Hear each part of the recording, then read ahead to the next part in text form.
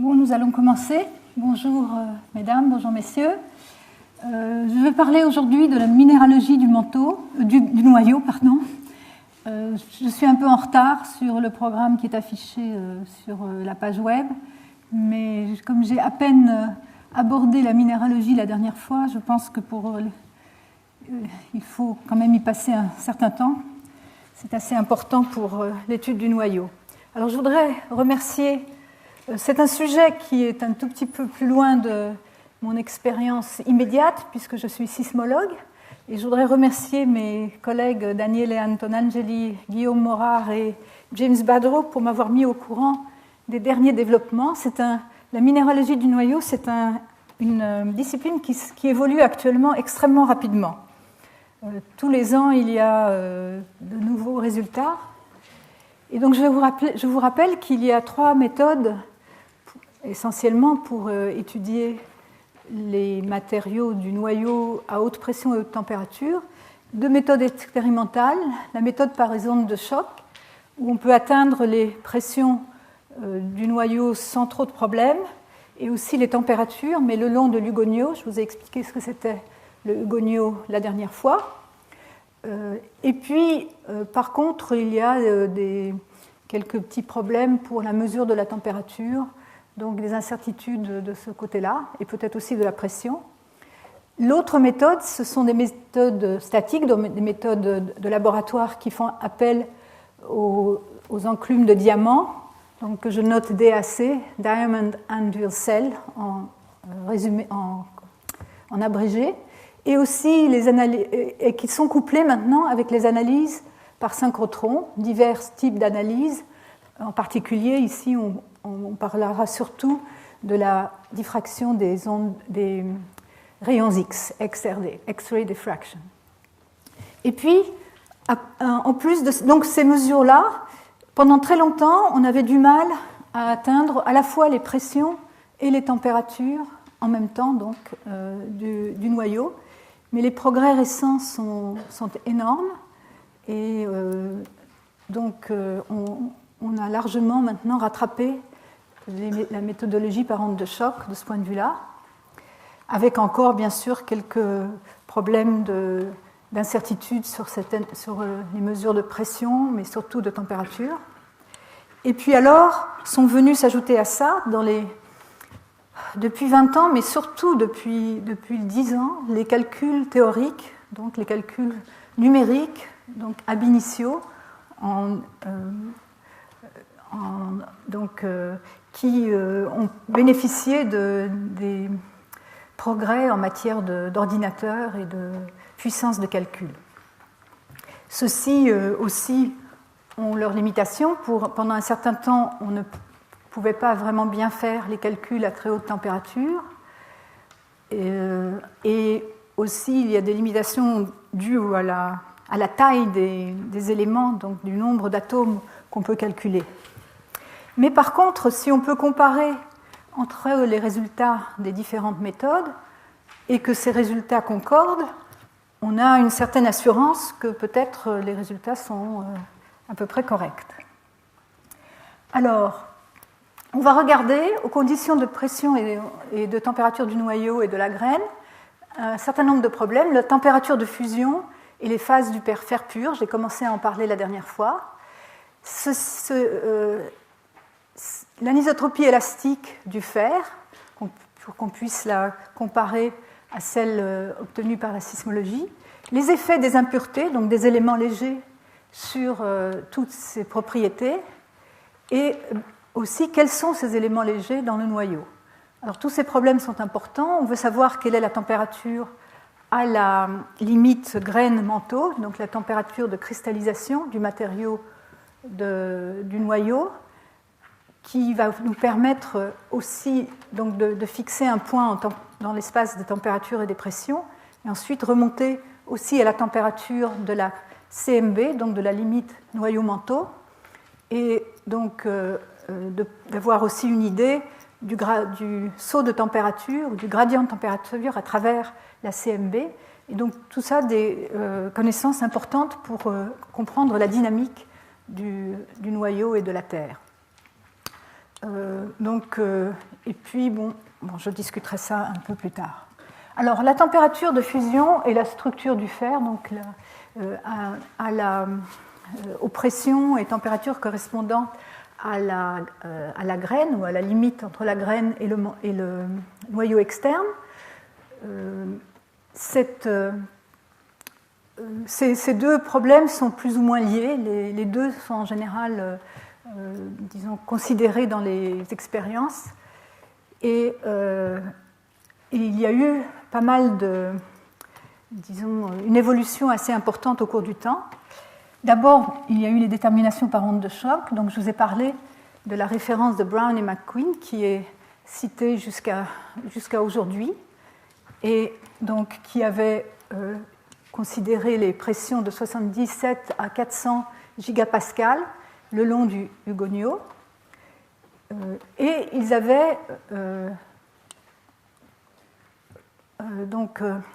vu la fusion du fer et aussi observé une discontinuité de vitesse du son à environ 200 gigapascales qu'ils avaient donc attribué peut-être à un changement de structure, de changement de phase du fer, du fer epsilon, donc du fer HCP, vers le fer gamma. Je mets un point d'interrogation parce que donc au cours du temps, on voit ce problème revenir. Et à l'heure actuelle, je saute au résultat, il semblerait que les observations actuelles ne confirment pas l'existence de cette transition à ces hautes pressions. Et la seconde discontinuité, ils l'ont attribuée donc à la fusion du fer à 243 plus ou moins 2 gigapascales. Et il a obtenu une température de fusion entre 5000 et 5700 Kelvin à cette époque-là. Et donc, en extrapolant en conditions du noyau, puisque donc c'était à un peu plus faible pression et aussi le long du gonio, ça leur a donné, à la pression de l'ICB, une température de 5800 plus ou moins 500 Kelvin. On va voir qu'à l'heure actuelle, cette estimation est est considérée comme à peu près correcte. Plus récemment, il y a une étude, je vais vous parler, en 2004, de Nguyen et Holmes, aussi à partir des ondes de choc, qui s'est substituée, si vous voulez, à cette référence de Brown et McQueen. Ils ont trouvé que la fusion sur le gonio commence à 225 gigapascales et à environ 5100, plus ou moins 500 degrés, donc légèrement différente de celle de Brown et McQueen. Et par contre, il n'y a pas d'autre discontinuité et ils ont trouvé que le point triple du fer epsilon, gamma et le liquide est plutôt à 50-60 gigapascales. Alors je vous rappelle, je vous avais montré ici, c'était la courbe, le dessin de Brown et McQueen montrant en fonction de la pression et de la température les phases du fer, donc bien déterminées à basse pression et basse température, et puis avec ces deux discontinuités qu'ils avaient observées et dont ils avaient attribué la plus haute à la fusion. Les déterminations expérimentales statiques, alors je repars assez en arrière. Je voulais parler de l'étude de Jeffcoat et Olson en 1987, qui maintenant est largement dépassée parce qu'on a des méthodes beaucoup plus directes pour aborder ce problème. Mais c'est assez intéressant de voir comment ils s'y sont pris. Donc ils ont fait une extrapolation de données statiques, donc des données expérimentales sur le fer et la pyrite FeS2, donc aux conditions du noyau. Ils ont trouvé que la phase stable dans la graine est epsilon, et donc HCP, et que la graine n'est pas faite de fer pur. Et ensuite aussi, malgré le fait qu'ils aient fait leur étude sur le soufre, leurs conclusions ne dépendent pas de l'élément léger, ça pourrait être l'oxygène. Et donc cette étude assez ancienne, en fait, a déjà apporté des résultats très importants qui subsistent jusqu'à nos jours. Voilà ce qu'ils ont fait. Ils ont considéré les données de compression, donc les données expérimentales à température ambiante, qui sont ici les points et les cercles, donc pour le fer pur, le fer HCP pur et le FeS2, la pyrite. Et ils ont ensuite extrapolé ça aux conditions de pression. Donc ça, c'est l'équation d'état, hein, la densité ou le volume en fonction de la pression. Ils ont extrapolé ça aux conditions du noyau. Ça leur a donné ensuite la possibilité de regarder en fonction de la pression et de la densité suivant la proportion d'éléments légers qu'ils mettent dans le fer. Donc ils ont obtenu différentes courbes. Ici, on voit 60%, 50%, etc. Puis le fer pur tout en haut, hein, avec la densité la plus élevée. Et ils ont comparé ça avec les modèles sismiques. Alors le modèle sismique, il est là. Hein. Donc je vous rappelle, c'est à température ambiante. Pour l'instant, on est à température ambiante. Et donc ils ont regardé qu'est-ce qu'il fallait comme augmentation de densité pour faire coller les données sismiques avec du fer pur dans la graine. Et donc ils ont calculé qu'il leur fallait une différence de densité de 1,54 mégagrammes par mètre cube. Et ils en ont déduit quelle devait être l'expansion thermique. Si cette différence de densité était uniquement due à l'expansion thermique, donc du passer de la température ambiante à haute température du noyau, quelle serait cette expansion thermique qu'ils ont pu ensuite comparer avec les estimations expérimentales de cette expansion thermique. Et donc voilà, ils ont fait, ici c'est l'expansion thermique en fonction de la température à la limite graine noyau externe, qui n'est pas très bien connue, mais quand même on avait une idée que ça devait être dans ce domaine-là. Et donc en fonction de la différente proportion de soufre, ici vous voyez 7% de soufre, et comparé aux valeurs obtenues donc indépendamment sur ce qu'on pense être le coefficient d'expansion thermique, alpha. Et donc on voit que pour des proportions acceptables de proportion de soufre, on obtient des valeurs de coefficient d'expansion thermique beaucoup trop grandes, 4 ou 5 fois trop grandes par rapport à ce qu'on pense être ce coefficient. Donc c'est la valeur obtenue pour alpha, là ça devrait être un alpha, et 5 fois trop grande.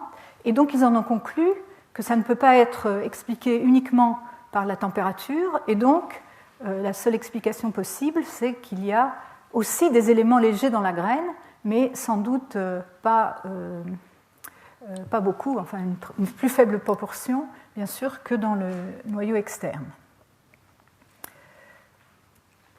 Alors, à cette époque-là, il y a aussi les expériences de Boller. J'en parle parce qu'elles ont joué un rôle très important jusqu'à nos jours, en fait, jusqu'à maintenant.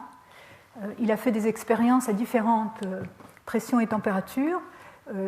Dans les années 80, il a déterminé de manière très précise, d'autres études aussi l'ont confirmé, mais le diagramme de phase du fer à basse température, à relativement basse température et relativement basse pression, et puis il s'est aventuré à des plus hautes températures et plus hautes pressions, et il a estimé, il a été jusqu'à 200 gigapascales, donc ça c'est dans un système expérimental statique, et il a été jusqu'à des températures de 3800 Kelvin, et donc par extrapolation, il en a déduit une température à l'ICB de 4850 plus ou moins 200 K.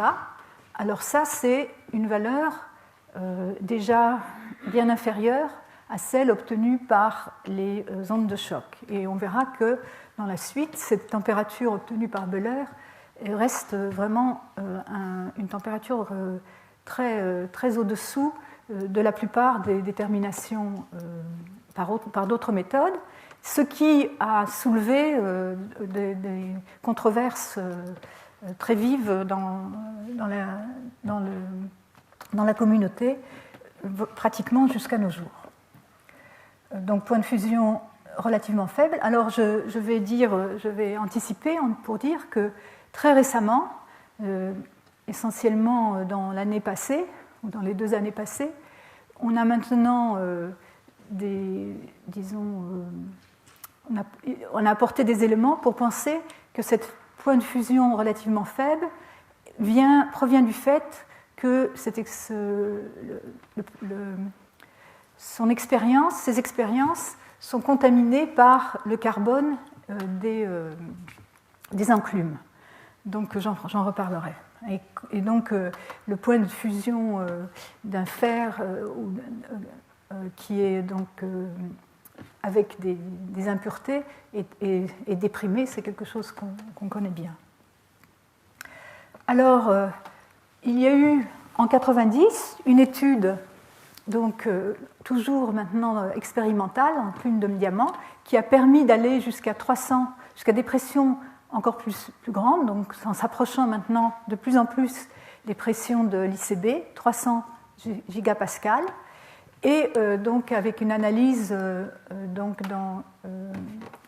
par rayons X, qui a permis à Mao et ses collaborateurs d'établir une équation d'état pour le fer pur et l'alliage FeNi. Donc, je vous rappelle que dans le noyau, on pense qu'il y a à peu près 5% de nickel.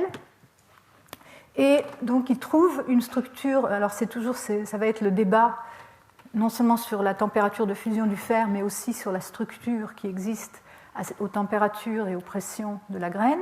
Ils trouvent une structure HCP jusqu'aux pressions les plus élevées. Ils ne voient pas d'évidence de changement de phase.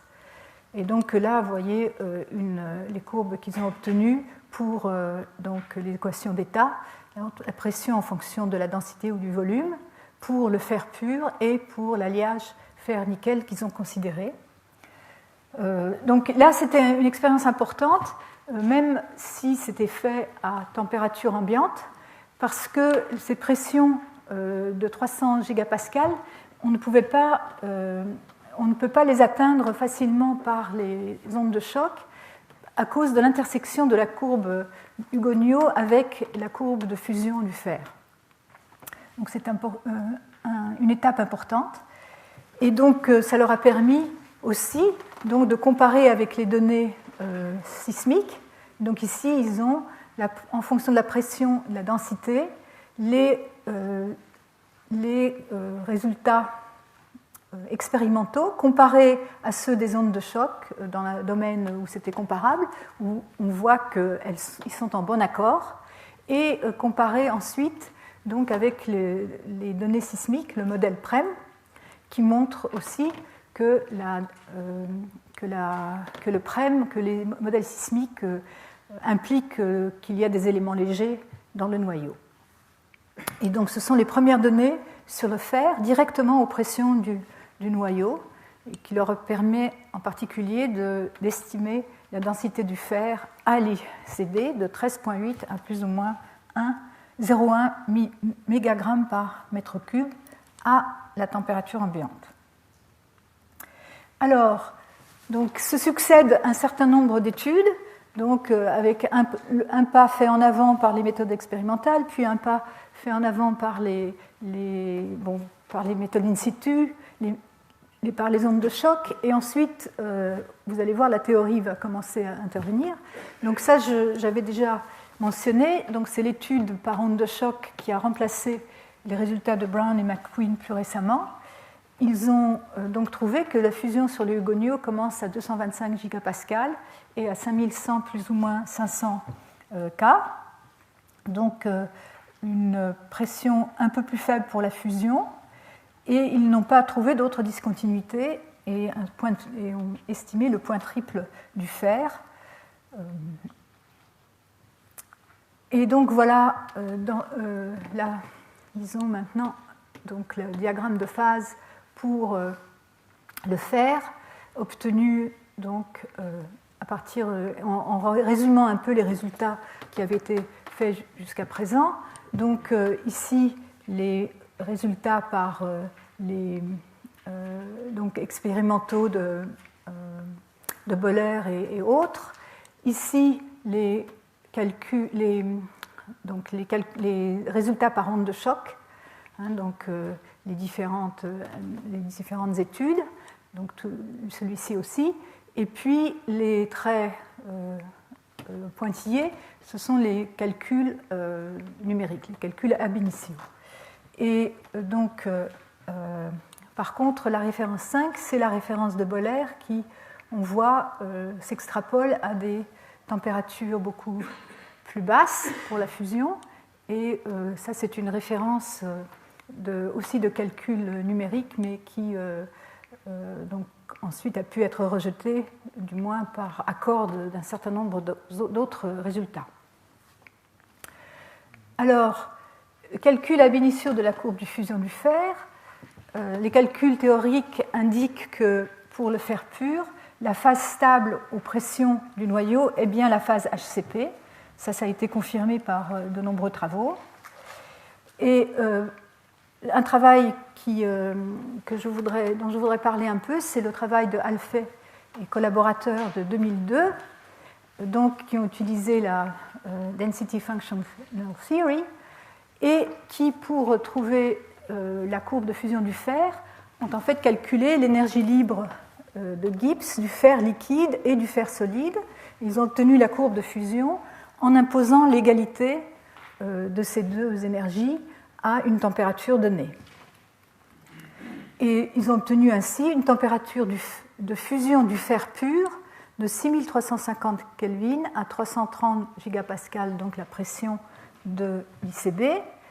Et donc, on montrait que ceci s'accorde avec les résultats d'autres groupes, après quelques corrections aux résultats de ces autres groupes. Et ensuite, plus tard, donc il y a 2 ans, ils ont repris des calculs, mais par en utilisant une tout à fait autre méthode de calcul. Ils ont fait une simulation, maintenant c'est possible, d'utiliser à la fois le liquide et le solide, donc en coexistence, et donc de regarder ces questions-là. Ils ont obtenu des résultats très cohérents avec le résultat de 2002. Donc ça, c'est leur diagramme de phase pour le fer. Donc ça, c'est la courbe qu'ils ont obtenue en 2002. Et dessus, il y a les données plus récentes par une méthode différente de ces mêmes auteurs, donc, qui confirment leurs résultats. Donc, toujours calcul théorique. Les calculs d'un autre auteur, Belonoshko, qui avait calculé aussi par les méthodes ab initio, mais qui trouvait des résultats plus élevés, mais il montre que certaines corrections doivent être appliquées à ces calculs, et quand ils font des corrections, ils obtiennent le point rouge qui tombe juste sur leur courbe.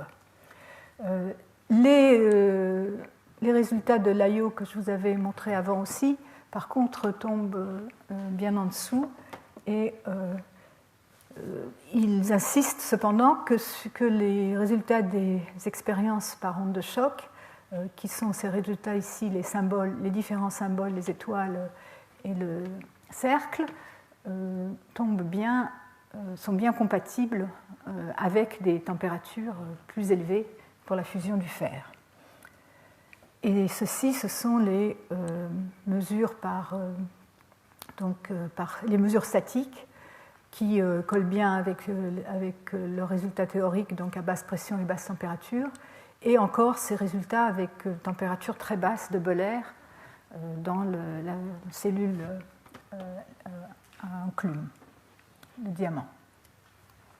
Donc, revenons aux expériences statiques, puisqu'il semblerait que les mesures par onde de choc et les calculs théoriques commencent à concorder, c'est-à-dire il y a encore pas mal d'incertitudes, peut-être 500 à 800 cas de différence, mais très nettement moins qu'avant. Et donc le problème était posé encore par les mesures expérimentales statiques dont certaines trouvaient des valeurs bien inférieures. Pas toutes, mais certaines, le travail de Boller très spécifiquement. Et là, il y a un résultat récent de Tateno, donc groupe japonais. Les Japonais sont très actifs dans ce domaine. Ils ont donc utilisé le DAC, chauffé par laser, et donc avec analyse in situ des rayons X. Ils ont trouvé ils ont confirmé que la phase du fer stable, donc à assez haute pression et température, jusqu'à en fait 377 gigapascales. Donc vous voyez, ça monte la pression auquel on peut aller maintenant dans les cellules à enclumes de diamant. Ça coûte cher parce que les enclumes cassent très souvent. Et donc aux hautes températures, eh bien le HCP. Ils ont aussi regardé les propriétés élastiques du fer et ont confirmé que donc, le fer epsilon, HCP, était anisotrope aux conditions du noyau, on en reparlera. Ça, c'est donc les spectres de diffraction des rayons X qu'ils ont obtenus, qui montrent donc à deux pressions et températures différentes, un peu inférieures ici, un peu supérieures ici. Ils voient donc les raies du fer HCP très fortement ici. Ils les voient aussi aux pressions et températures plus élevées. Par contre, ceci c'est déjà intéressant en soi-même, mais ils voient aussi certaines raies du carbone apparaître à plus haute température et pression, et ils interprètent ça comme contamination par les enclumes, tout en s'empressant de dire que ça n'a pas d'influence sur la phase du fer, c'est-à-dire que même avec contamination du carbone, la phase stable du fer c'est HCP, mais qui pourrait expliquer les résultats de température beaucoup plus faibles de fusion du fer obtenus dans les travaux tels que ceux de Boller. Donc ça, ce sont des résultats très récents qui sont en train d'être digérés par la communauté, mais on arrive peu à peu à un consensus sur ces températures plus élevées. Donc voilà, ça c'est dans leur article, le diagramme du fer à haute température et pression qu'ils obtiennent. Donc dans les basses pressions et températures, il n'y a pas de doute quelles sont les phases du fer en fonction de la pression et de la température. Et puis donc dans un vaste domaine de haute pression et haute température, la seule phase qu'ils aient trouvée, donc ça c'est leur étude ici, tous les symboles ouverts. Et par contre, et ça, ce sont des résultats un peu plus faibles température aussi par un groupe japonais récent. Et donc, ils trouvent HCP tout du long. Et donc, à 300, et en plus, donc à 350 gigapascales, ils disent qu'ils observent une croissance des grains de fer qui serait une manifestation qu'ils approchent du point de fusion, mais ils n'ont pas été jusqu'à proposer un point de fusion, mais en tout cas, ce point de fusion serait assez élevé. Donc voilà, alors on en est là. Au point de vue du fer pur, actuellement, le consensus, c'est que la structure du fer, c'est la structure HCP, donc dans la graine, et aussi que les températures de fusion sont élevées, peut-être de l'ordre de 5700 Kelvin, plus ou moins quelques centaines de Kelvin.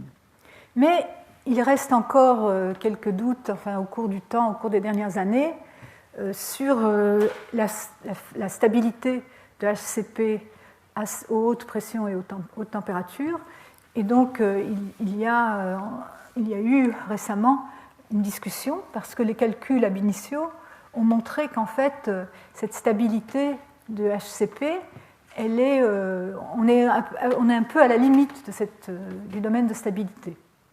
Et ces études sont motivées par le fait que pour d'autres métaux de transition, la phase BCC devient la phase stable à haute température et surtout à l'approche de la température de fusion. Alors, les calculs par ab initio molecular dynamics d'énergie libre à haute température et pression ont été faits pour comparer les énergies et donc la stabilité de ces différentes bases. Et donc avec ce genre d'approximation, je n'entre pas dans les détails de ces approximations théoriques qui elles-mêmes font l'objet de quelques discussions, Donc ils ont été jusqu'à 6000 Kelvin et ils ont considéré plusieurs facteurs, les énergies libres, les contraintes, sont-elles hydrostatiques ou non. Ils ont confirmé que la structure BCC n'est pas stable à des températures inférieures à 3000 K, donc c'est HCP qui domine à ces températures-là.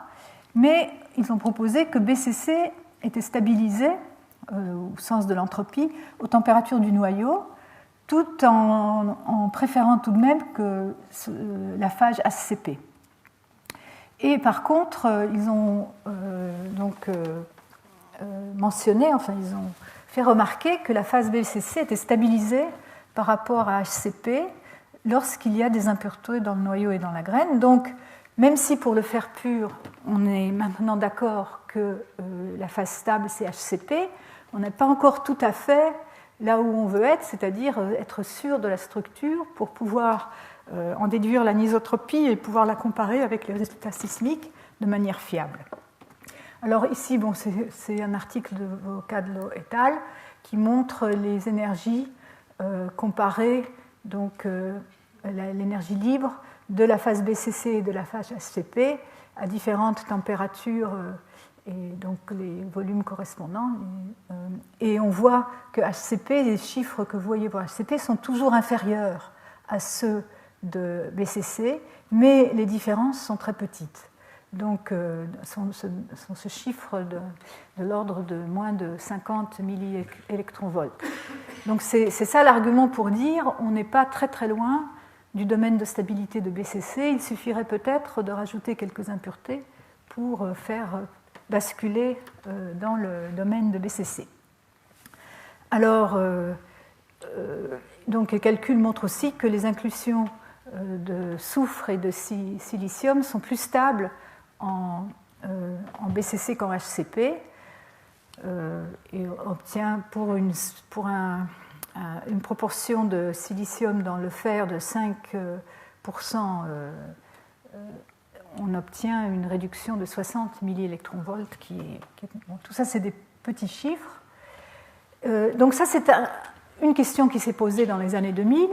Il y a aussi la question du nickel, l'effet du nickel sur les diagrammes de phase, qui pendant longtemps a été plus ou moins négligé, mais il ne faut pas oublier qu'il y a 5% de nickel dans le fer du noyau, et donc c'est quand même quelque chose qu'il faut utiliser, qu'il faut étudier.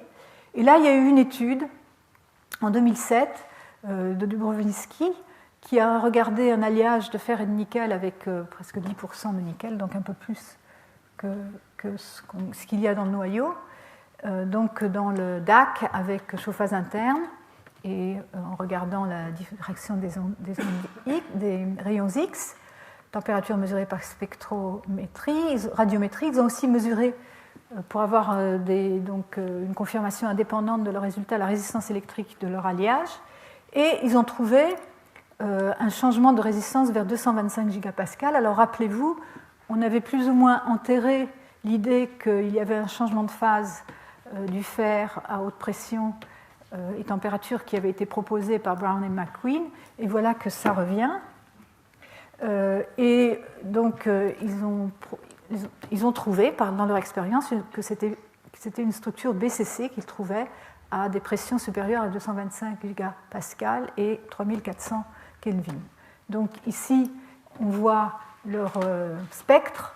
On ne voit pas très bien, mais on voit ici les raies de la phase HCP à presque 200 gigapascal et 2900 Kelvin. Et quand on va à plus haute pression, donc toujours à la même température, c'est pas tout à fait 3000 Kelvin, donc un peu plus haut, il voit apparaître les raies de BCC. On voit ici une raie du BCC, et je crois qu'il y en a une autre, je ne vois pas bien. Voilà. Donc ils ont proposé ils ont proposé qu'il y avait cette transition de phase qui pourrait confirmer les résultats de Brown et McQueen. Et donc l'argument indépendant, c'était qu'ils obtiennent aussi un saut dans la résistance électrique de leur échantillon au passage entre 170 à 170 gigapascal il y a une courbe continue en fonction de la température. Par contre, à 215 gigapascales, aussi bien dans la phase de chauffage que de refroidissement, ils trouvent un saut et donc ils ont proposé ça. Et donc ça les a amenés à modifier encore une fois le diagramme des phases du fer en proposant ici ces points où on arriverait dans une phase BCC. Donc on aurait du HCP jusque-là et puis une transition BCC quelque part par là. Mais il faut dire que ces résultats n'ont pas été confirmés par d'autres, et d'autres expériences dans les mêmes conditions de température et de pression ont été faites dans les dernières années. Donc ça reste une énigme, c'est un peu énigmatique pourquoi ils ont trouvé ça. Alors, donc on a parlé de la phase BCC, on l'a plus ou moins exclue dans le fer pur, plus ou moins certainement, et avec la possibilité de passage à BCC avec des impuretés. Mais il y avait aussi la question de l'autre phase, est-ce que ça pourrait être peut-être FCC plutôt que BCC? Les calculs ab initio ont motivé ces études. La phase BCC, on avait vu, elle est stabilisée par la présence d'éléments légers, mais il y a des problèmes tout de même, c'est que quand on fait ces calculs, on trouve une vitesse des ondes S, donc des ondes de cisaillement dans la graine, trop élevée par rapport au modèle sismique. Et il faut rabaisser considérablement la vitesse de ces ondes S. C'est possible, mais il faut admettre une fusion partielle assez importante dans la graine, au moins 8%, et donc ce n'est pas très très satisfaisant.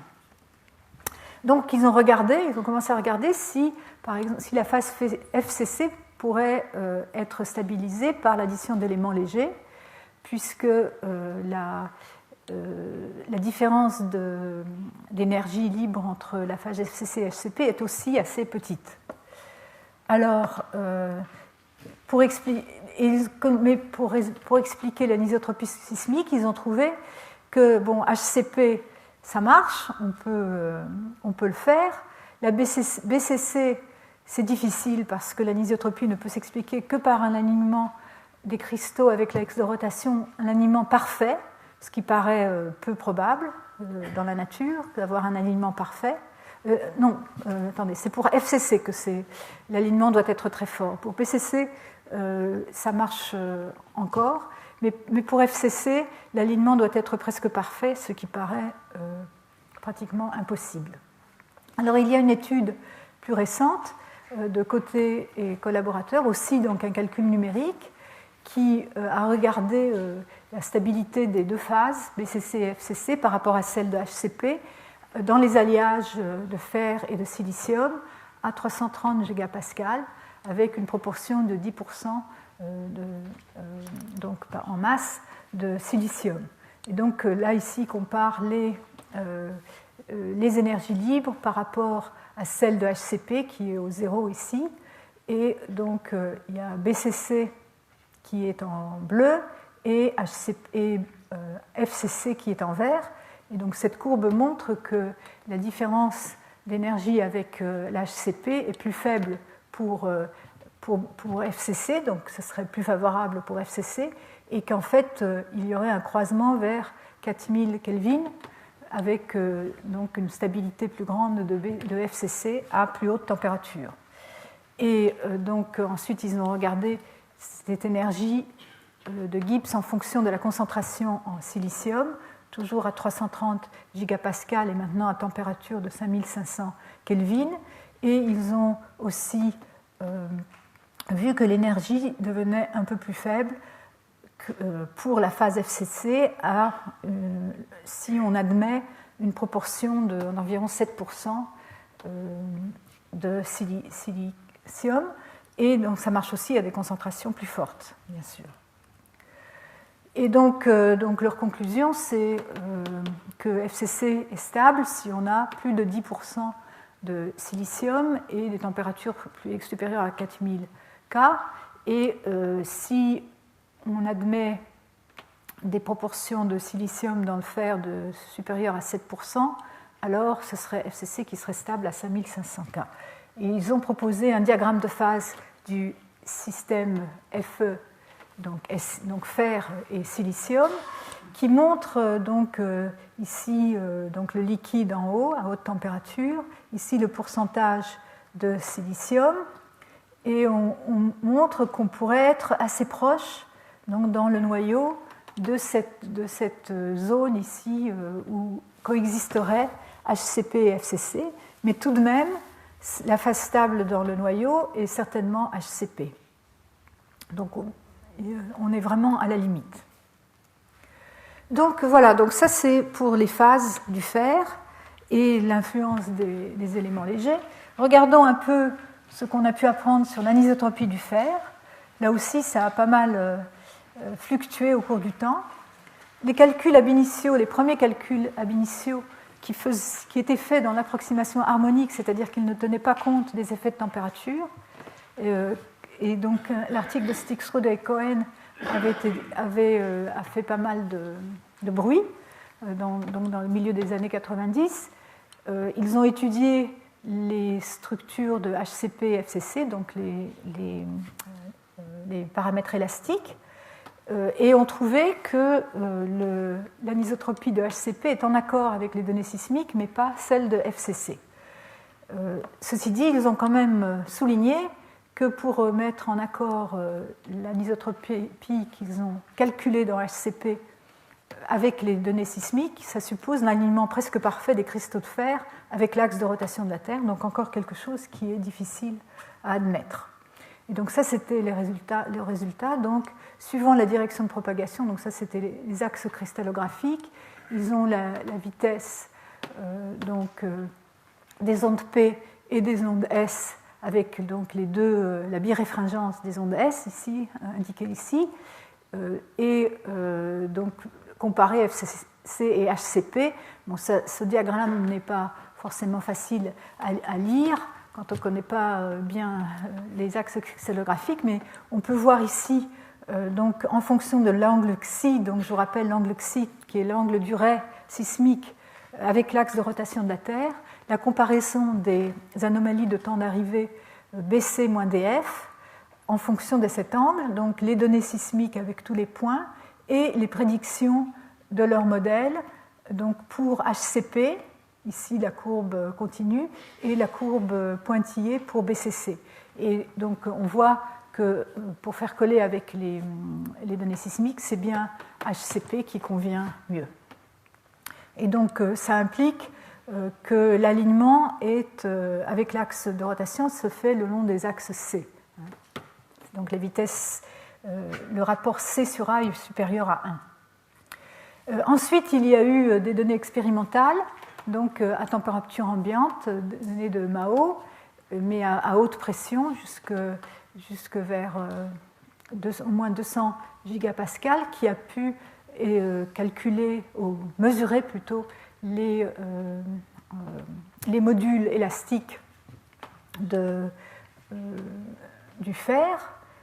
Et donc, en trouvant ces résultats désormais classiques, donc ça c'est à température donc ambiante, donc bien sûr les vitesses vont diminuer avec l'effet de température, mais si on compare avec les données sismiques et qu'on tient compte de l'effet de température, on trouve ces losanges ici, donc on arrive à faire coller la vitesse des ondes P avec celle observée, celle obtenue sismiquement, mais par contre la vitesse des ondes S, on a beaucoup de mal à la descendre suffisamment, donc elle est toujours trop élevée. Ça c'est l'anisotropie observée par Mao et al., qui elle est différente, c'est-à-dire donc ça c'est maintenant en fonction de l'angle par rapport aux axes C et A, et il trouve une vitesse maximale pour un angle intermédiaire dans ces données expérimentales, donc avec ici à 39 GPa et ici à 211 GPa. Donc leurs données expérimentales, c'est les courbes continues, et les données théoriques de Stixrud et Cohen étaient donc différentes, assez différentes, et montrées par les points pointillés. Donc des accords. Ensuite, les numériciens ont pensé que peut-être l'effet de la température pouvait être la cause du désaccord, des différents désaccords. Donc ils ont pu, à partir des années 2000, ou enfin donc quelques années plus tard, inclure les effets anharmoniques dans les effets de la température. Et ils ont trouvé, alors ici ce sont en fonction de la température maintenant les constantes élastiques, les 6 constantes élastiques, et celle qui nous importe c'est C3,3 et C1,1. Et vous voyez que quand il montre qu'il y a un croisement, c'est-à-dire que C3,3 à basse température, C3,3 est plus grand que C1,1, donc C plus grand que A, mais à partir de 1500 Kelvin, il y a un croisement, et donc aux températures du noyau, on aurait très fortement l'inverse, c'est-à-dire que si ces résultats sont corrects, les cristaux de fer s'aligneraient avec l'axe de rotation de la Terre, mais selon leur plan basal, plutôt que celui-ci, ces plans basaux. Donc un modèle encore très différent, et donc ça c'est la vitesse moyenne des ondes en fonction de l'angle par rapport à l'axe C, donc pour les ondes P, et prédit pour les ondes S. Ça c'est quelque chose qui n'est pas observé encore sismiquement, on n'a pas des données sur l'anisotropie des ondes S dans la graine. Et donc pour comparer avec les données sismiques, ici les données sismiques par les points et l'anisotropie qu'ils observeraient avec ces constantes élastiques en fonction de l'angle par rapport à l'axe de rotation de la Terre, en supposant un tiers des cristaux alignés donc, dans le plan équatorial. Et plus récemment, toujours, encore revirement, cette étude que je vous avais déjà mentionnée pour ce qui était de la température de fusion et de la structure HCP du fer. Ils ont aussi, cette équipe japonaise a aussi regardé donc, le rapport C sur A, donc l'anisotropie du fer à haute température et haute pression, et ils ont trouvé toujours un rapport donc, avec C plus grand que A, donc plutôt l'axe C aligné avec l'axe de rotation de la Terre. Et vous voyez, les études se succèdent l'une après l'autre. Un article ici tout récent de Sakai et al. Qui confirmerait en fait que c'est bien l'axe C, donc l'anisotropie serait dans le sens où C sur A est de l'ordre de 1,5-1,6, donc qui donc ne serait pas en accord avec les résultats théoriques de Stein et Neumann, mais serait plus en accord avec d'autres résultats théoriques ici, et certainement en accord plutôt avec les expériences de Tateno et al. Donc on en revient, donc après quelques soubresauts au cours des 15 dernières années, à favoriser les modèles avec un rapport C sur A de l'ordre de 1,5 pour la graine. Alors, donc nous allons passer maintenant à l'étude des éléments légers dans le noyau. On a parlé de point de fusion du fer, la structure, le diagramme de phase du fer, la structure anisotrope. Parlons maintenant des éléments légers dans le noyau. Donc ça, c'est une figure qu'on a déjà vue sous sa forme initiale, donc proposée il y a déjà très longtemps par Birch, où on voit bien que les modèles sismiques, aussi bien du noyau externe et de la graine maintenant, impliquent, donc ça ce serait la densité du fer pur à différentes températures, différentes estimations. Malgré les incertitudes, on est certainement dans une situation où il y a des éléments légers, aussi bien dans la graine que dans le noyau externe, avec plus d'éléments légers dans le noyau externe. Donc, la composition du noyau, comment peut-on l'étudier ? Ou plutôt, d'abord, qu'est-ce qu'on sait? On sait que la densité du noyau est de 8 à 10% inférieure à celle du fer pur, le noyau externe, celui de la graine de 2 à 3% inférieure à celle du fer pur. Il y a quelques incertitudes sur la température du noyau qui subsistent, mais on sait que le saut de densité à l'ICB est de l'ordre de 4 à 7%, donc ça contraint par les données sismiques dont on a longuement parlé, et que ce saut est attribué à la cristallisation du fer, mais que ça ne peut pas être seulement la cristallisation du fer pur, puisqu'on estimerait qu'on pourrait avoir un saut non pas supérieur à 2%, 1,8%. Donc ça aussi, ça confirme que le noyau contient des éléments légers. Et une partie de ces éléments, le noyau, quand je dis le noyau, je veux dire la graine, et qu'une partie de ces éléments légers sont expulsés dans le noyau liquide au moment de la cristallisation de la graine, ce qui est important bien sûr pour les modèles dynamiques du noyau. Alors, qu'est-ce qu'on a comme contrainte sur les éléments légers que je vais appeler X dans le noyau? Il y a les études de la composition du manteau, la composition moyenne qu'on peut avoir à partir d'études cosmochimiques, des météorites et de la photosphère solaire, je vais en dire quelques mots, qu'on associe avec les études géochimiques de la composition de la croûte et du manteau, donc à partir des roches prélevées sur la Terre.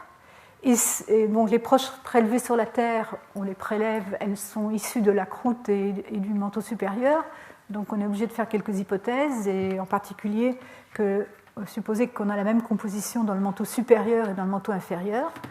Et si on compare toutes ces données-là, on peut en déduire, on peut estimer la composition en éléments légers du noyau. Et donc l'autre type d'études, ce sont bien sûr les études expérimentales et théoriques des alliages fer-éléments légers, et leur comparaison avec les modèles sismiques. Donc les données sismiques, en l'occurrence, c'est les densités dans le noyau, les sauts de densité à la limite ICB, les vitesses sismiques dans le noyau externe et dans la graine, et aussi leur gradient, et bien sûr l'anisotropie de la graine. Donc on a tous ces éléments-là à prendre en compte. Et puis ensuite, donc, en plus des comparaisons avec les modèles sismiques, il y a aussi les données expérimentales qui donnent les coefficients de partage entre le liquide et le solide, quels éléments légers préfèrent être dans le solide et quels éléments légers préfèrent être dans le liquide, qu'il faut tenir compte.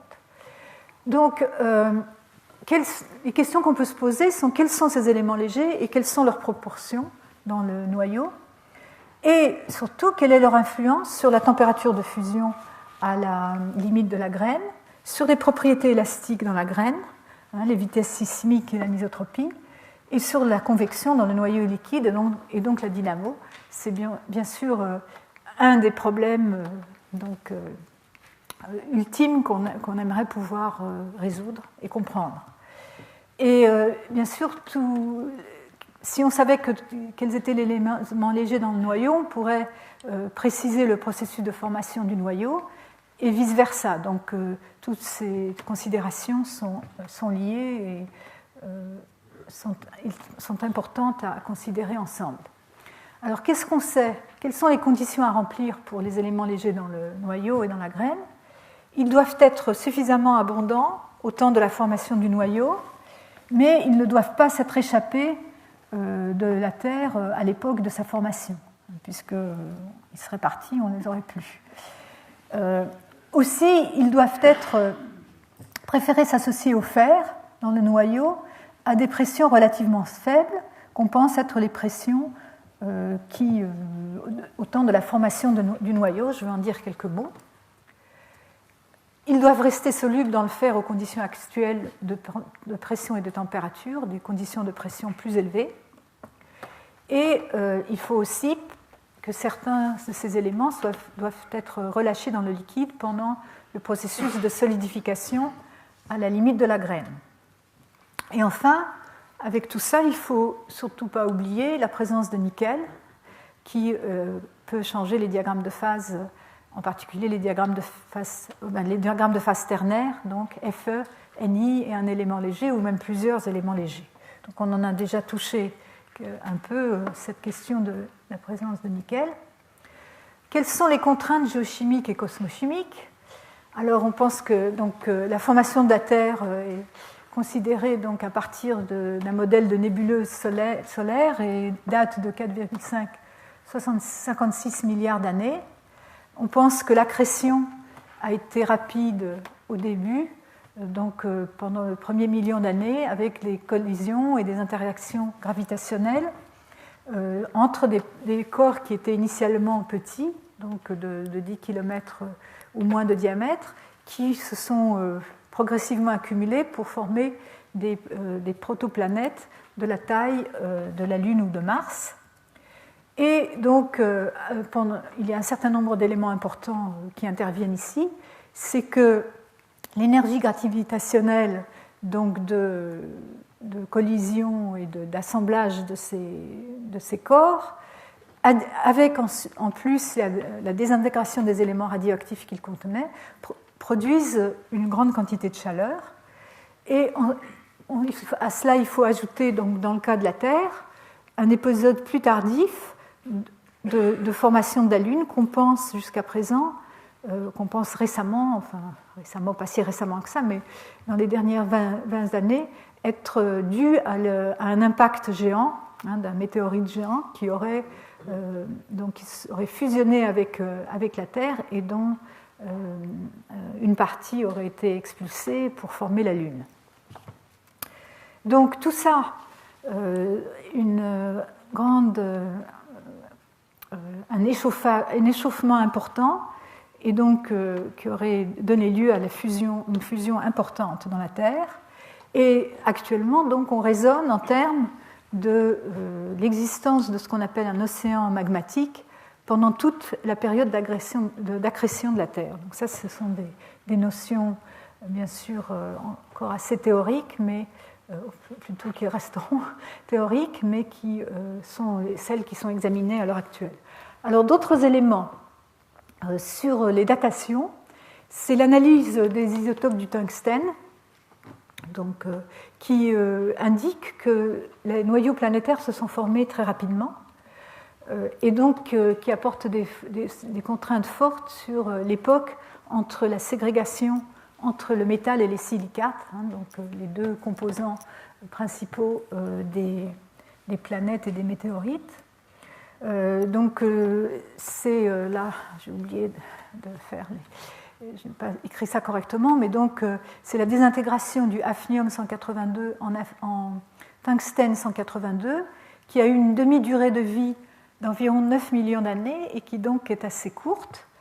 Et donc la particularité de ce couple d'éléments, c'est que le hafnium est lithophile, c'est-à-dire qu'il préfère les silicates, il préfère aller se mettre dans les silicates. Par contre, le tungstène est sidérophile, c'est-à-dire qu'il préfère la phase métallique.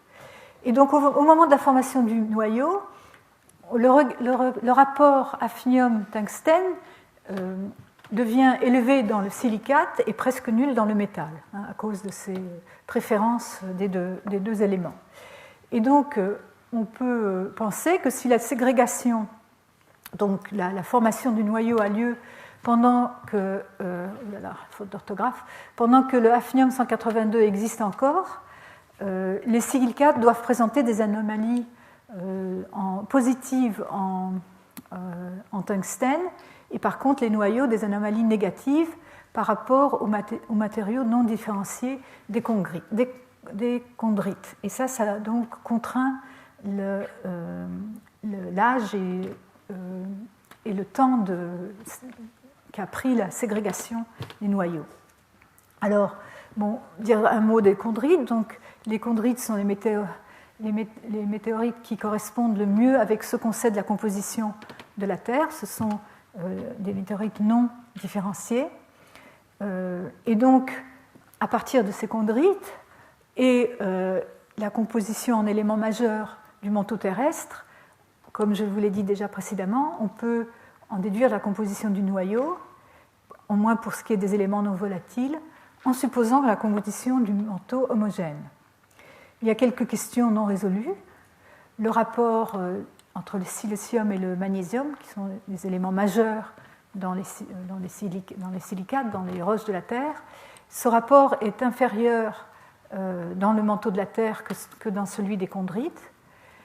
Donc on peut se demander si c'est parce que le silicium est allé dans le noyau, ou si c'est évaporé, ou alors si le manteau inférieur a peut-être une composition différente du manteau supérieur.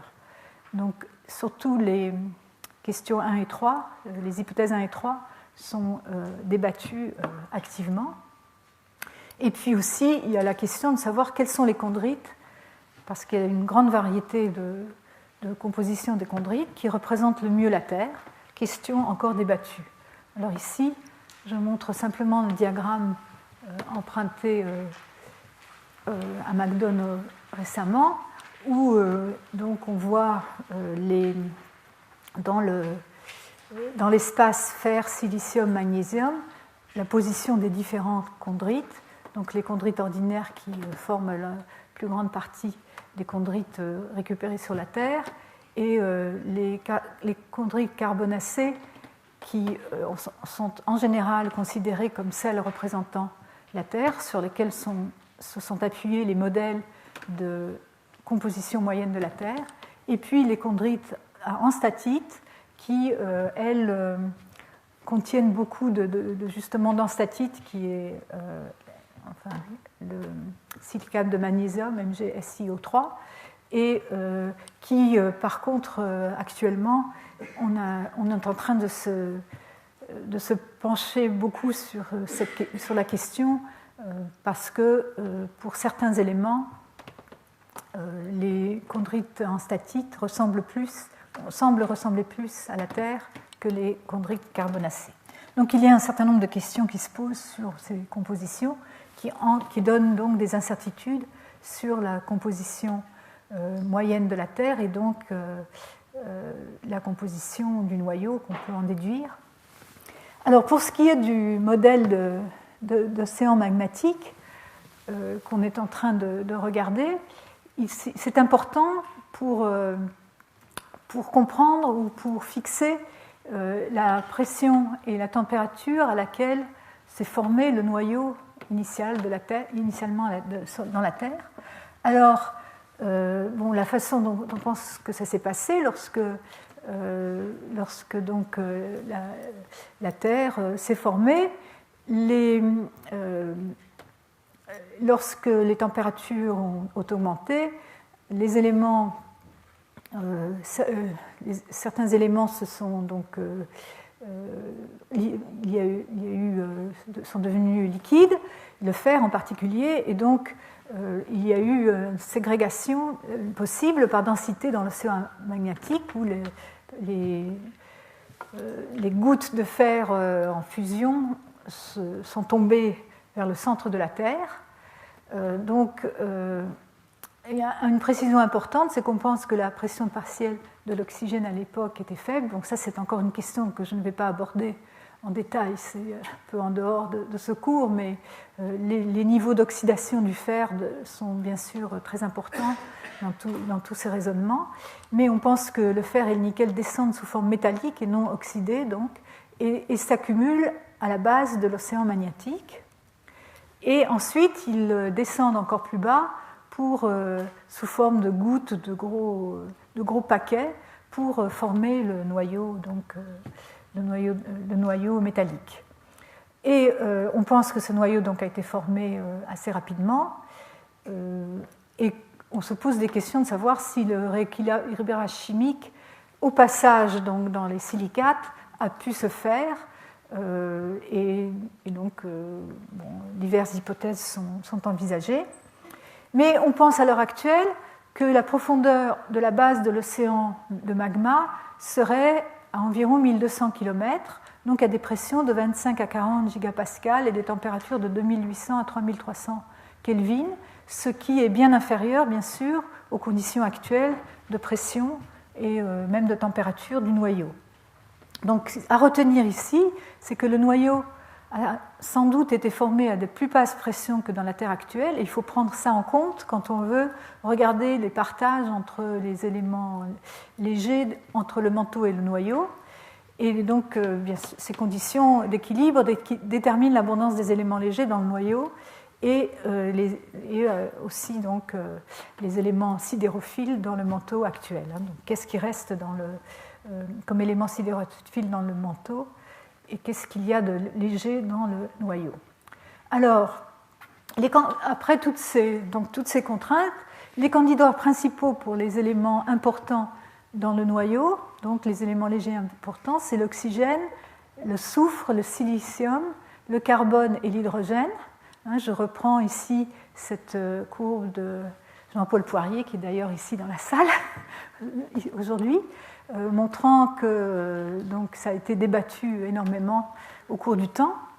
À l'époque, donc dans les années 95, on pouvait faire des études basées sur les connaissances de l'époque, où on pouvait, par la comparaison donc, avec les chondrites, on pouvait calculer les abondances, ou estimer les abondances dans le noyau du soufre, du silicium et des autres éléments lithophiles.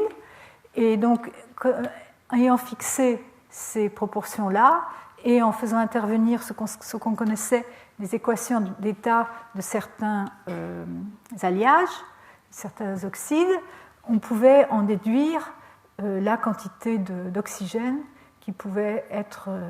donc ici, on voit les courbes en fonction du pourcentage d'oxygène, et il faut faire coller ça avec ce qu'on pensait être la fraction de masse du soufre et du silicium, donc dans le noyau.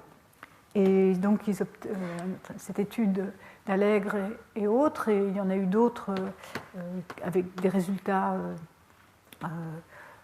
plus ou moins analogues, qui proposaient des proportions d'oxygène dans le noyau de 5% étaient adéquats pour obtenir un déficit de densité de 10%. Bon, les études beaucoup plus récentes, elles, profitent des progrès dans l'instrumentation et la possibilité des calculs théoriques.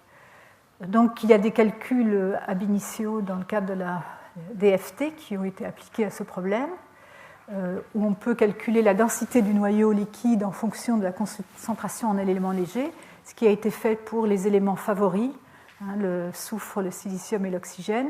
Je parlerai un peu du carbone, mais je ne parlerai pas de l'hydrogène. L'hydrogène pose un problème parce qu'on ne sait pas encore très bien d'où est venu l'hydrogène sur la Terre, donc l'eau sur la Terre, et aussi donc les quantités d'eau dans le manteau sont un sujet de recherche très important à l'heure actuelle. C'est difficile d'avoir des contraintes sur l'hydrogène. On peut calculer aussi l'équilibre thermodynamique entre le solide et le liquide à la limite de la graine, ce qui donc donne la température à l'ICB, je vous en ai déjà parlé.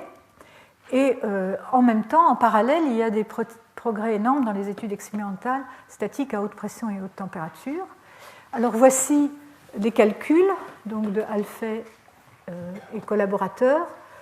Ici, ils ont regardé les proportions de soufre, d'oxygène et de silicium, et comparé, donc c'est les calculs par DFT, donc c'est des systèmes binaires, fer et un élément léger, en comparant les résultats pour différents éléments.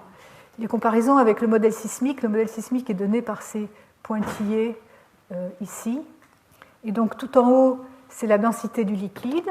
On voit que pour coller avec la densité dans le noyau externe à partir des données sismiques, on peut admettre à peu près la même proportion de silicium ou d'oxygène, de l'ordre de 0,12-0,13%. 13%, pardon, pas 0,13%, 13%. Et ensuite, la fraction molaire dans le solide, c'est un résultat important. On trouve que l'oxygène ne veut pas rester dans le solide. Et donc, s'il y a de l'oxygène, il sera surtout dans le liquide. Par contre, le silicium et le soufre peuvent aller dans le liquide ou dans le solide aussi bien. Et finalement, le contraste de densité à l'ICB, comparé à celui des sismiques, on voit que le soufre et le silicium donne des densités trop faibles et l'oxygène des densités trop fortes. Alors, leur conclusion, c'est qu'aucun de ces systèmes binaires, donc avec un seul élément léger, ne convient. Ils en concluent qu'en fait, dans le noyau, il faut faire intervenir plus d'un seul élément léger, donc ça se complique un peu. Mais donc ils proposent que dans la graine, on peut avoir 7% de soufre et ou de silicium, et par contre, dans le noyau liquide, un peu plus, 8% de soufre ou de silicium et 13% d'oxygène. Donc ce résultat est important parce que des études plus récentes s'appuient sur ce résultat. Et en plus, ces calculs donc ab initio prédisent une dépression de l'ordre de 600 à 700 Kelvin du point de fusion pour le mélange, par rapport au mélange Fe phase donc élément léger par rapport au fer pur. Et ils obtiennent ainsi une température à l'ICB qui serait de 5700 Kelvin si on suppose le saut de densité à l'ICB de 4,5% et un peu inférieur, 5400 Kelvin pour un saut de densité de 6,5%, qui semble être plus réaliste actuellement. Donc vous voyez, maintenant on commence à préciser la température à l'ICB dans les conditions du noyau, c'est-à-dire non seulement pour le fer pur, mais aussi pour un fer pur avec des éléments légers. Et donc en plus, ça leur permet aussi, une fois qu'on a la température à l'ICB, en supposant que le gradient de température dans le noyau externe qu'on pense être en convection assez vigoureuse, que donc ce gradient de température est le gradient adiabatique, et donc on extrapole le long de ces gradients adiabatiques, ce qui nous donne alors la température en haut du noyau, donc aussi une contrainte importante sur le flux de chaleur à travers la limite noyau-manteau dont je parlerai la prochaine fois. Alors ça c'était les mesures théoriques. Pour les mesures expérimentales, la mesure de la vitesse du son aux conditions du noyau n'est devenue possible que récemment. Donc c'est donc pour pouvoir comparer avec les données sismiques. Les éléments qui ont été considérés, c'est toujours les éléments favoris, oxygène, soufre et silicium. Et récemment, une méthode nouvelle a été développée, qui est la dispersion des rayons X inélastiques, qui permet la mesure de la vitesse du son assez directement par la mesure de la pente de dispersion des phonons. Je n'entrerai pas trop dans les détails de cette technique. Et ils peuvent avoir une mesure de la densité par la diffraction des rayons X, donc avoir à la fois la densité et les vitesses, qui est important d'une part pour la comparaison avec les modèles sismiques, mais aussi pour les extrapolations à haute température. Et donc voilà ici un résultat récent de nos collègues de l'IPG de Paris, la vitesse du son en fonction de la densité, obtenue à relativement basse pression, à 90 gigapascales et à température ambiante. Mais ce qu'il constate donc pour différents éléments légers, donc silicium, soufre, oxygène, deux valences du soufre, et donc comparé avec le fer pur. Et il y a aussi même le carbone, je parlerai un petit peu peut-être à la fin. Ce qui est important, c'est que vous voyez ici qu'ils obtiennent par leurs mesures dans ce domaine de pression et de température une relation linéaire entre les vitesses et les densités. Cette relation linéaire, c'est une relation qui avait été proposée il y a très longtemps par Birch, c'est la loi de Birch, qu'on appelle la loi de Birch. Et donc, constatant que cette loi paraît valable ici, ils vont l'utiliser pour faire des extrapolations à tout pression et température, à condition de connaître l'équation d'état. Alors je vais en parler, je vais vous montrer comment ils font. On connaît l'équation d'état du fer epsilon, du fer HCP. Donc ça, c'est bien, on pense la connaître suffisamment bien actuellement. Mais on peut s'appuyer dessus pour en déduire celle des systèmes à deux composantes solides, c'est-à-dire ce qu'on va faire, on va faire un calcul simple. On va dire que la densité du mélange, c'est donc la moyenne des densités du composant 1 et du composant 2. Donc ici, ce serait ρ1, ce serait le fer, et x, la proportion de fer, et ρ2 serait l'élément léger, et donc 1 moins x, la proportion de ces éléments légers. Et les vitesses, de même, on peut montrer que les vitesses ont cette relation-ci, donc la vitesse du mélange en fonction des deux vitesses des composants et de leurs proportions.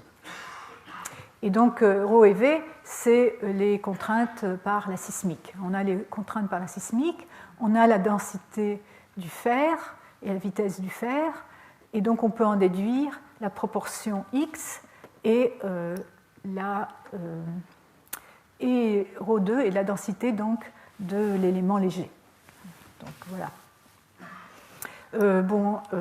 On considère dans cette étude que l'effet des 5% de nickel contenus dans le noyau est négligeable, qui est confirmé par un certain nombre d'études.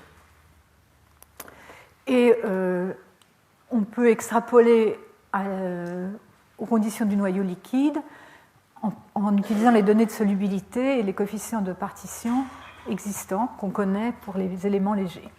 Donc en faisant tout ça, tout ce petit exercice, ils sont arrivés à trouver qu'ils auraient donc la fraction de l'élément léger suivant l'élément léger serait donc 2,5% pour le silicium, l'oxygène 1,5%, et suivant la valence du soufre 10% ou 4%, 4% dans la pyrite, et aussi donc la densité, donc ce coefficient de compression donne ces valeurs-là, donc comparé au fer pur. Et donc ils en déduisent les conséquences pour le soufre. La concentration en FES serait supérieure à celle qu'on peut déduire par les contraintes géochimiques, où on pense qu'il ne peut pas y avoir plus de 1,7% de soufre. Et là, on obtient des valeurs très, très supérieures. Et en plus, le module de compression n'est pas réaliste. De celui de FES2, il n'y a pas d'augmentation par rapport aux conditions... Pardon, ρ0, ce n'est pas fer pur, c'est conditions ambiantes. Donc il n'y a pas de changement. Donc tout ça, ça ne paraît pas possible. Et donc on peut en déduire que ce n'est pas le soufre l'élément important et qu'il est présent aux conditions proposées par la géochimie, et que sans doute c'est encore moins à cause, on fait valoir ce qu'on sait sur la volatilité du soufre. Par contre, donc, les conséquences pour le silicium et l'oxygène, les concentrations qu'on obtient sont plus en accord avec celles proposées par la géochimie. Elles sont un peu faibles, mais comparables. Et les modules de compression sont plus réalistes. Donc, ils en ont déduit que les deux étaient des candidats viables pour la graine. Et quand on fait intervenir les coefficients de partition liquide-solide, comme par exemple je vous ai montré les études théoriques de Alphée, le coefficient de partition liquide-solide du silicium ou du soufre est de 1,2. Par contre, celui de l'oxygène est de 400. Donc l'oxygène préfère de loin le liquide par rapport au solide. Et donc il ne serait abondant que dans le noyau liquide. Et donc ça leur fait proposer un modèle de composition du noyau qui donc est indiqué ici à la droite. Donc pour la graine, ce serait surtout du silicium, de l'ordre de 2%, 2,3%, avec peut-être des traces d'oxygène. Et pour le noyau externe, ce serait un peu plus de silicium et surtout beaucoup plus d'oxygène. Donc ce serait surtout l'oxygène qui serait donc expulsé dans le noyau externe au moment de la cristallisation de la graine.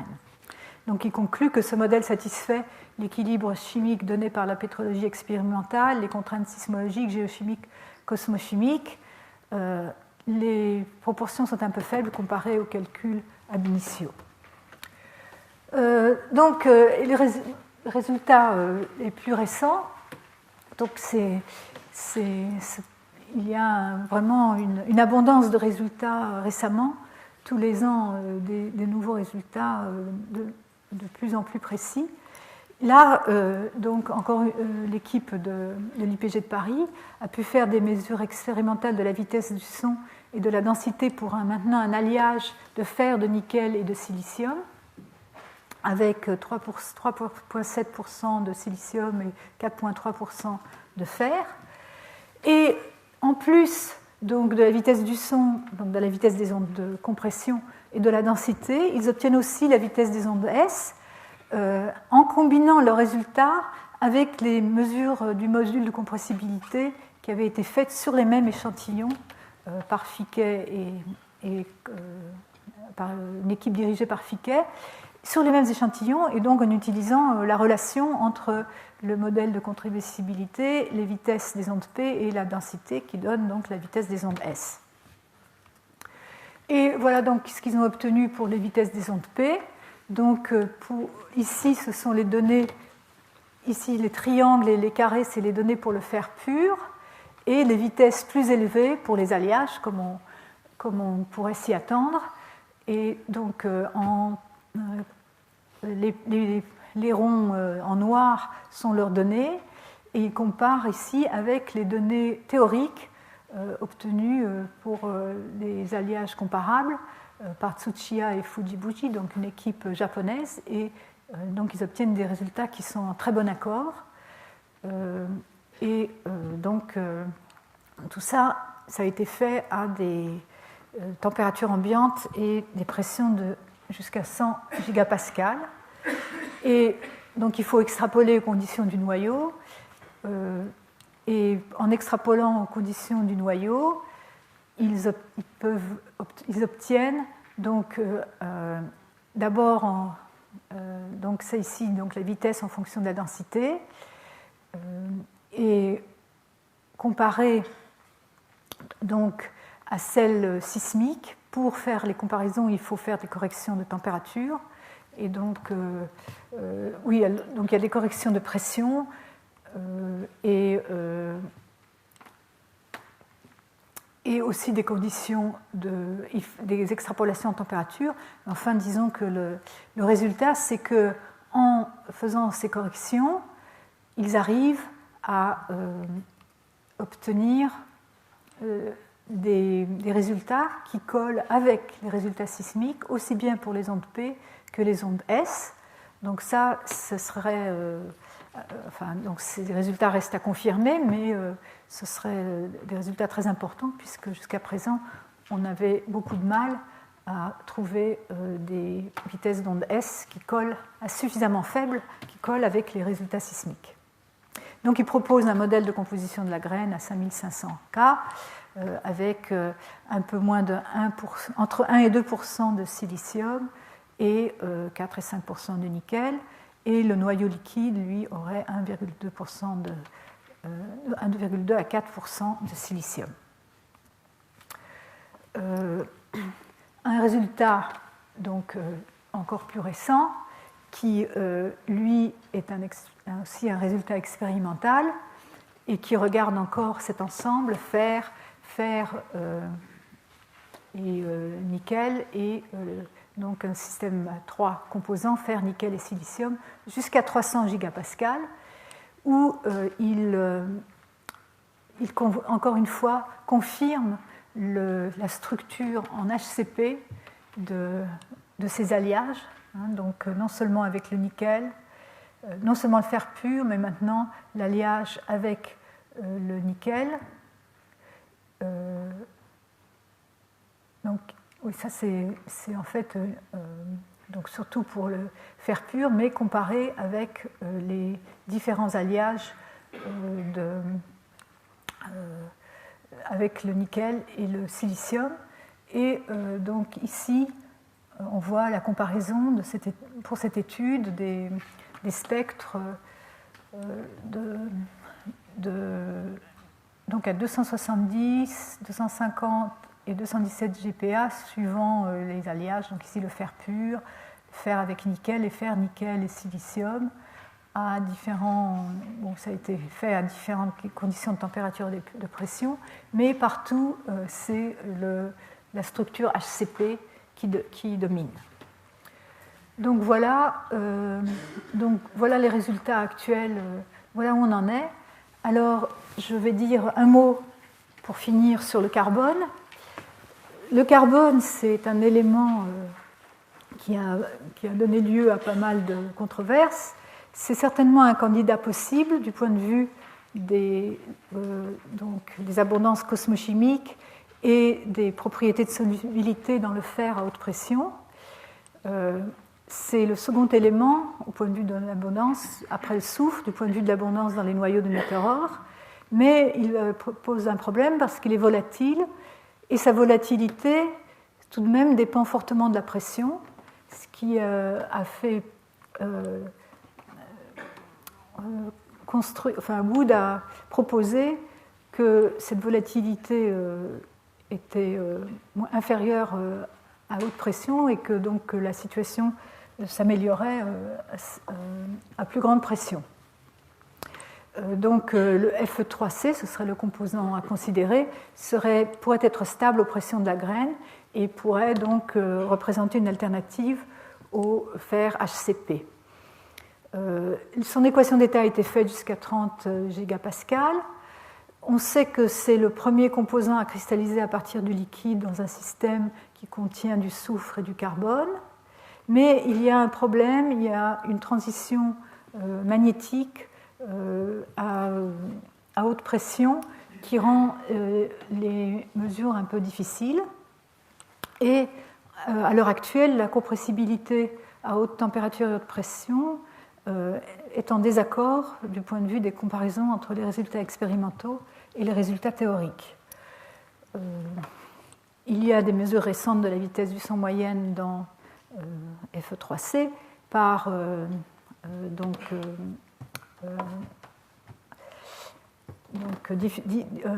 diffusion anélastique des rayons X, et donc qui permettent, en invoquant la loi de Birch, d'avoir accès à la densité. Et donc les études continuent. Ceci, c'est un résultat d'un travail de Chabot et al. En 2008, donc une équipe américaine qui a fait des études en multi-enclume à relativement faible pression, mais jusqu'à 5 gigapascales, 1200-1600 degrés. Donc là, ça montre les résultats de plusieurs de leurs expériences, où certaines produisent un liquide avec du carbone, donc un métal liquide avec du carbone, et d'autres avec du fer pur. Et le résultat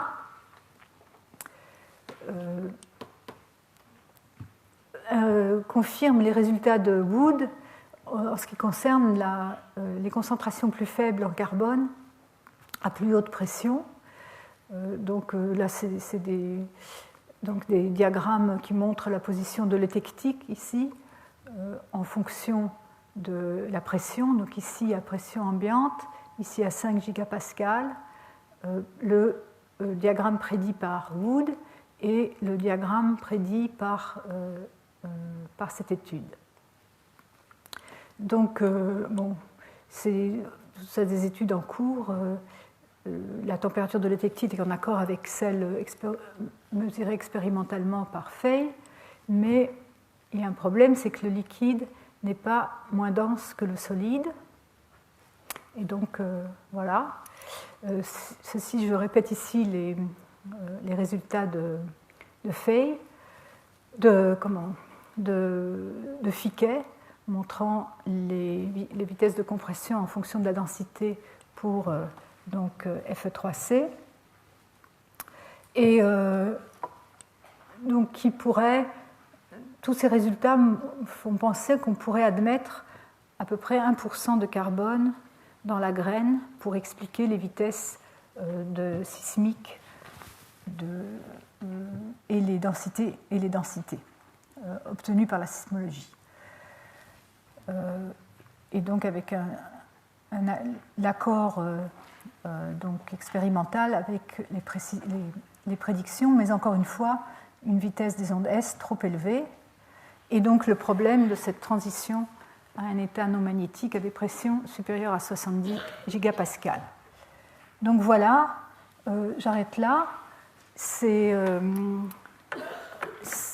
tout ça pour conclure donc le fer. On a maintenant des informations assez en accord par les différentes méthodes sur le point de fusion du fer pur, sur sa structure stable HCP aux conditions de la graine. On a quelques éléments sur les effets sur toutes ces propriétés des éléments légers. Donc on commence à avoir une bonne estimation de la température à l'ICB. Et pour ce qui est des éléments légers,